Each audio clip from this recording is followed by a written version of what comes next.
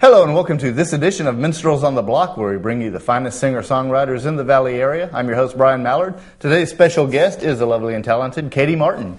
Katie, good to have you on the show. How are you doing? Thanks for having me. I'm good. How are you? I'm quite well, actually, this morning. So tell me about yourself. Where were you born? I was born in Auburn, Alabama, so right down the road from here. Nice. What did your parents do? They're both high school teachers at Lafayette High School. Cool. Are they musical at all? Not really. I don't know. I think my dad used to be. What did he do? I'm not really sure. I mean, I know he's played stuff before. I've always heard him play music, like, off and on, but it wasn't a major thing. One of my aunts used to be in a band for a while when I was younger, so I used to go see her play some. Cool. What kind of band? I guess it was a rock band. Awesome. It was out of the Birmingham area. I think they're called Crossroads. Cool. Now, when you were young, was there a lot of music playing in your house, like records, or did you have things that shaped your outlook on music as you were growing up? I mean, I guess I did. It probably wouldn't be the same as what a lot of people my age would have had. My dad listened to mostly, I don't know, he had classical music and Irish music. Wow. And NPR type, like stuff that would have been National on there. Public Radio, sweet. Yeah, so I mean, that's kind of what I grew up listening to. Garrison Keillor, baby. Kind of stuff. Awesome. Yeah, like old bluegrass. Yeah, that kind of stuff. The church that I grew up in I guess it's kind of old school compared to some, but it's all a cappella as far as music goes. Mm-hmm. So I'm sure that's influenced my style a whole lot with that. Because, I mean, when you grow up your whole life hearing things in 4-part harmony, you just kind of hear those parts in songs. So. Did you sing in the choir at all? Well, there wasn't a choir. Like, everyone just sang. Oh, I see. Together. I got you. I sang, but it's not, the way I sang when I was younger is not what I sing like now. Mm-hmm. That's changed a lot. I mean, that's changed a lot even in the past year or two. But it's just how it is. Since your family was not what you would call specifically musical, what was it that hooked you and made you want to do music? I don't really know. I mean, I've always liked music. Mm-hmm. I felt it a lot. When I was younger, when I was in high school, and like during those years, I played saxophone in the band. Mm-hmm. So I did that some when I was younger, and then I also played softball. And so I went off. I started college. I was going to go do that, and just at some point, I guess I decided I didn't really want to do sports, and it just kind of ended up happening. The music thing, like I didn't start playing guitar until I was probably close to 20. Mm-hmm. So. Cool. This has all been a fairly new thing in respects to the way some people have been playing their whole lives. Right, yeah. Like, I guess I've been doing this about 6 years now. Mm-hmm. Something like that. Now, as far as your writing is concerned, what made you start writing and what inspired you to write? When I started, it was very emotionally driven. I guess it was therapeutic for me at the time. Mm-hmm. The same thing like when I was doing a whole lot of art, like when I started doing either one of these things, they just kind of happened. Mm-hmm. And it hasn't been until the past couple of years that I've started to kind of take what would have been just an emotional outlet and kind of start trying to mold those into things that are a little bit more relatable to other people and that kind of stuff. To where it's not just, straight stream of consciousness every song that I do. Now, tell me a little bit about from deciding that you were going to do music to, since you've been doing it for a fairly short period of time, about your education as to picking up an instrument to getting to where you're doing shows, like your training or whatever. I have no idea. It's just happened. I mean, I just started playing, and I liked it a lot, and I've just continued doing things over the years to like push towards that. I've managed to meet a lot of really awesome people through music, and and a lot of people that have taught me a lot. For one is Tony Brook. I think he probably comes through here and plays some, but he's been like my mentor since I've started. Mm-hmm. Like I started at he used to host this open mic out of the Strut and Duck in Auburn. Oh yeah, I've heard of them. Yeah, and that's where I started playing, and he's just encouraged me since the beginning, and he's always given me really good advice and helped me out with things. And these days it's crazy because he's letting me come and open up for him at shows, and it's awesome for me that like now I've gotten to a point where I can come and like play shows with him. Nice. The person that like taught me half of what I know as far as like life and music goes anyways. That's very cool. So. Now, where did you first play? You mean other than like my house? Yeah. Or, first public venue. Well, I mean, the Strut and Duck was probably the main one. Oh. I did do something here in Columbus once, probably before that you remember Rhinos? It used to be downtown. I remember Rhinos. That's Will Dockery. Yeah. That's where I met him. Yeah. Was like I went out there and they used to have some open mic thing on a Thursday night. Yeah. And I had no idea what I was doing. I think I had one song written, and I went in there and like played at that.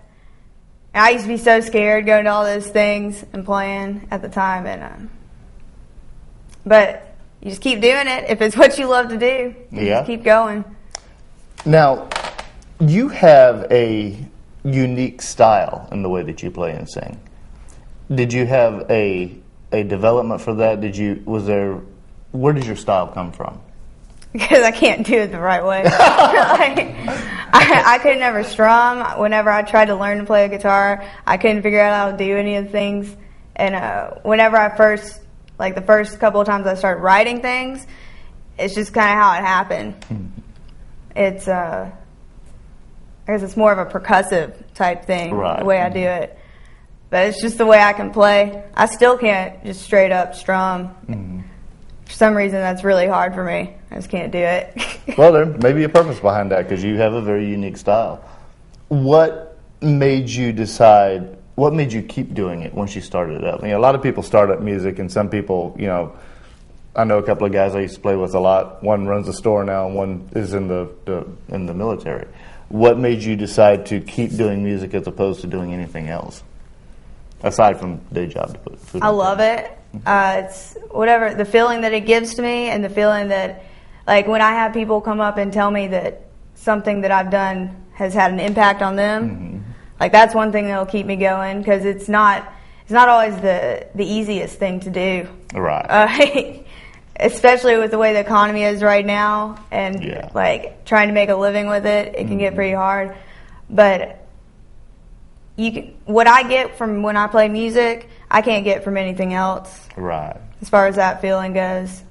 Gary Palmer told me some things years ago, and he said that the edited version is there's nothing else that gives you the feeling of being on stage playing and singing. Now, I have an ultra important question here. Okay. I'm ready for it. Last 2 episodes, this question has always made us laugh. Rusty's cracking up behind the camera. Elvis or the Beatles? Oh, I don't know. I like them both. That's really hard. Because you're going from like someone that's more like a single entity and then a group thing. There's 2 completely different sounds. And they're both very influential. I don't know. It would depend on the day and what mood I was in. If we're just talking about listening to, as far as which one's greater, I could never say. I have no clue. That's a very good answer. A lot of times we've gotten answers, mostly the Beatles. Sometimes we got Jimi Hendrix. That's actually the most informed. Oh, we can throw in other people? yeah, you can. That's the most informed, and it's very true. They are 2 apples and oranges. Let's check out one of Katie's songs. We'll be right back right after this. It's called At the Door.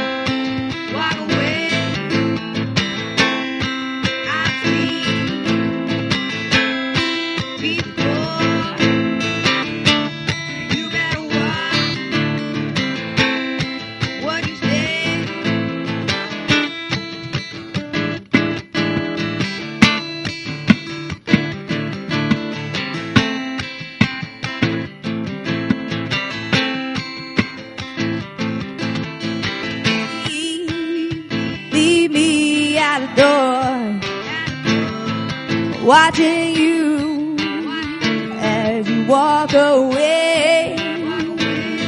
I've seen this scene before.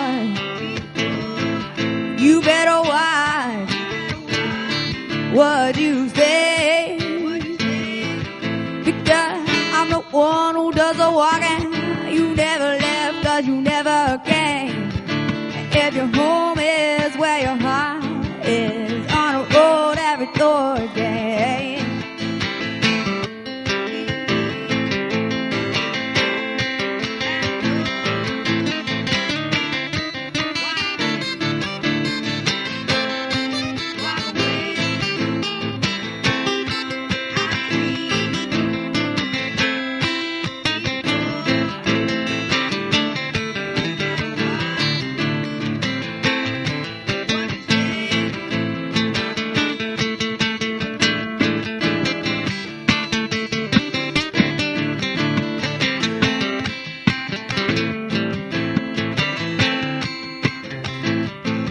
So leave me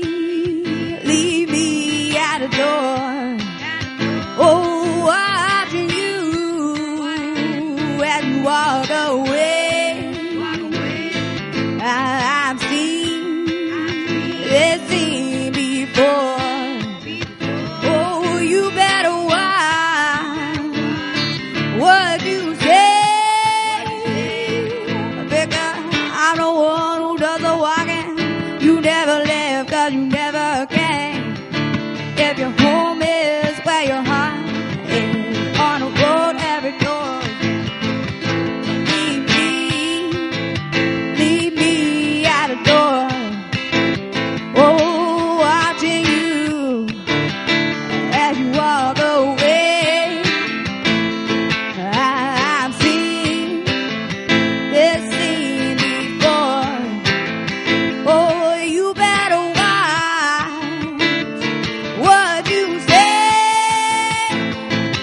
because I'm the one who does the walking. You never left 'cause you never came.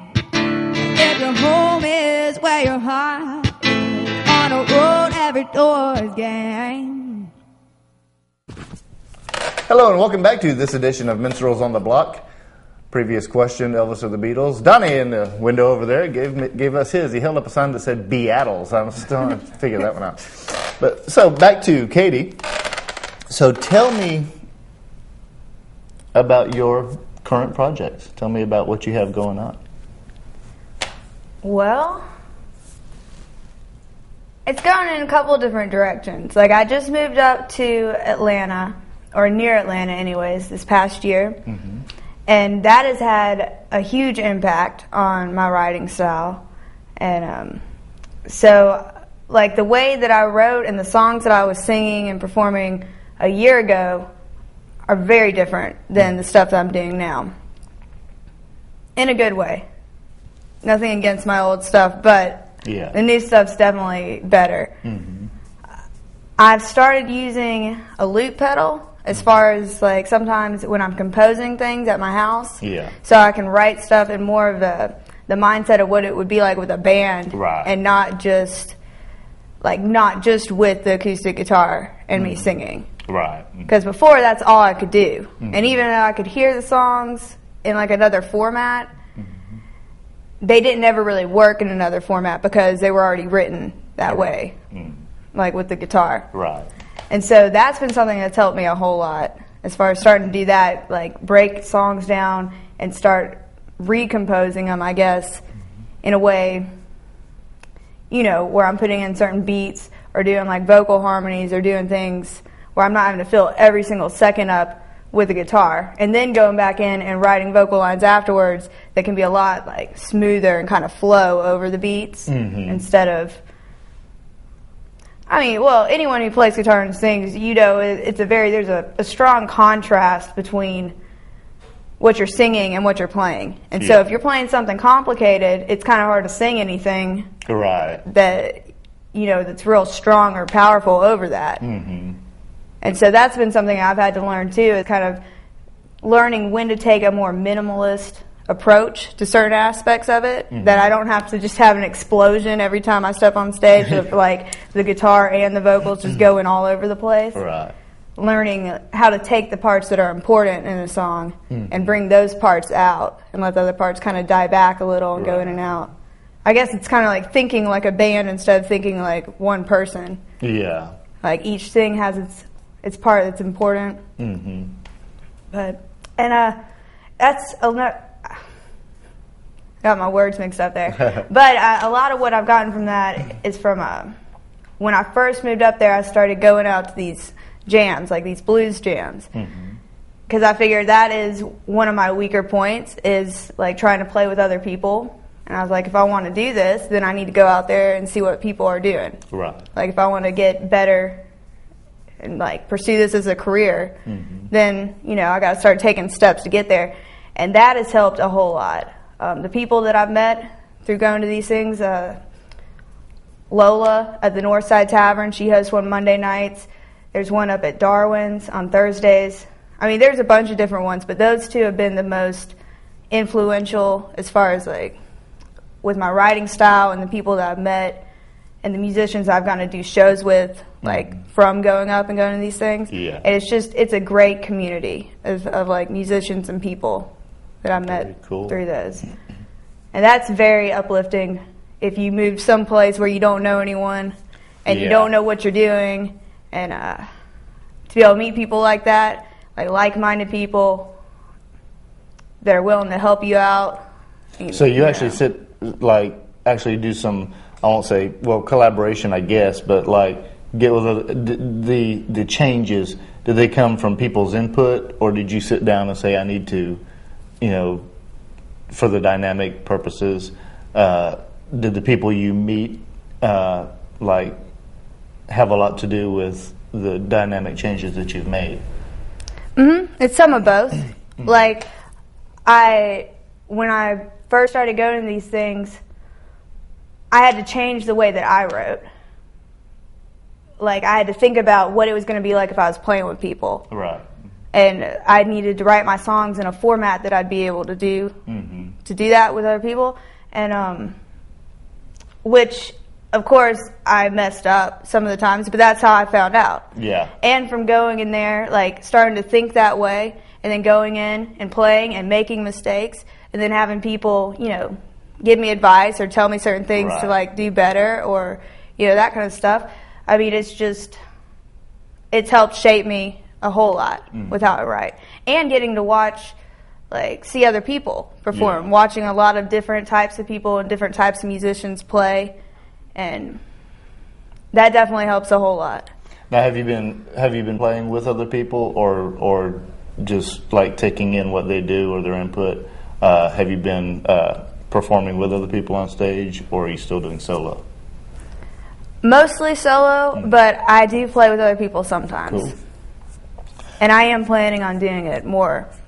I remember a while back, I guess it was close to a year ago now, you played at Chops downtown in Columbus with Ty Nova. And that was a really cool show. So I think you two complemented each other very well. And I'm sure that there's a lot of people in Atlanta that you can really go forward with that sort of thing. Yeah. Now, where would you like to see your music go? What is your end game? What do you see in the distance that you are aiming for? That's a hard one. I definitely want to have some albums out that I can be proud of, and I've got some that are in the works right now. Very cool. I want to be doing more shows, and I want to be on the road, is what I would like to do. I'm not sure on like the grand scale where that is, because I realized recently I've kind of gone past where I was looking at probably 3 years ago. Right. Like I've kind of past that point, and I didn't realize that until a couple weeks ago. I was like, oh, now I've got to like set a new goal as far as what I'm trying to do. Yeah. But I don't know. I guess it's really, I want to have some good albums to be able to put out, some stuff that I can be really proud of. Now, do you go back and forth between Atlanta and the Columbus, Phoenix City area? I mean, like, you're here this morning. You're not in Atlanta full time, or do you? I'm up there most of the time. Mm-hmm. And my family's still down in Auburn, so I come down here some. And then whenever I get shows places, I'll normally go. Because I enjoy being on the road. I've got bands that I've played with in various places, like in Alabama and Georgia, and Tennessee and Kentucky and other places. Like, so that's cool because I enjoy it. So even now, you're already going out some, doing some road work, because those are some pretty far apart places. Yeah, I went up to Michigan last fall, I think. I went and played a show with a friend up there. Very cool. And I met some people on the way up in Kentucky, and I ended up going back a month or two later and playing a show with them up there. Very cool. So now for your I guess shorter term goals, like in Atlanta, and what milestone would you like to reach in Atlanta, as opposed to your really long term goals? Like in the next year or so. Yeah.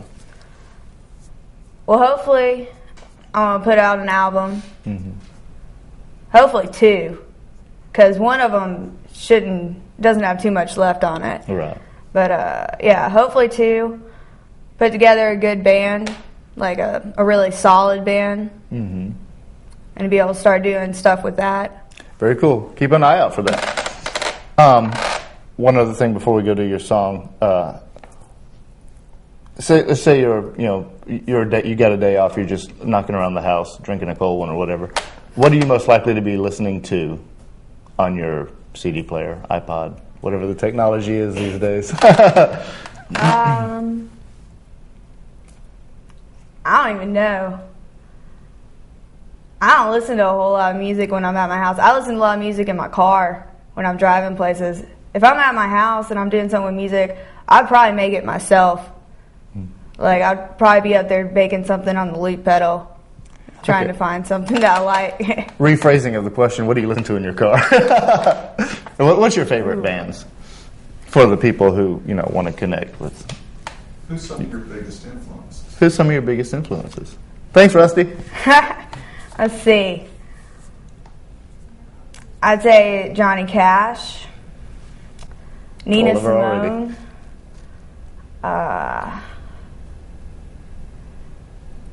Bill Withers, Sheila Sue. This is hard. I mean, because they're going to start varying a lot pretty soon if I start going off. Oh, that's cool. I don't know. And I'm sure I have some like rap influences and stuff like that goes in. But that doesn't really fit in with like the musical side of what I do. Well, that's cool because like guitar parts. a musician, singer-songwriter with diversified taste is going to, inevitably make wider range songs. More influence. There's going to be more there. I tell you what, let's check out some more of Katie's songs. We'll be right back after this.